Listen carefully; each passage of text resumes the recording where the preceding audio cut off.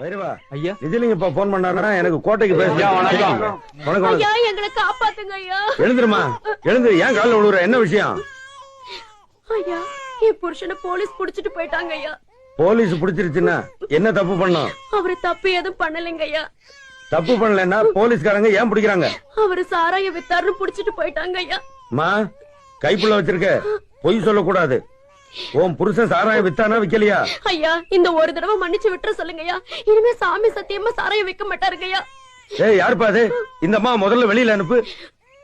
சாராயம் விக்கிறவன் பொண்டாட்டின்னு சொல்றதுக்கு உனக்கு வெக்கமா இல்ல?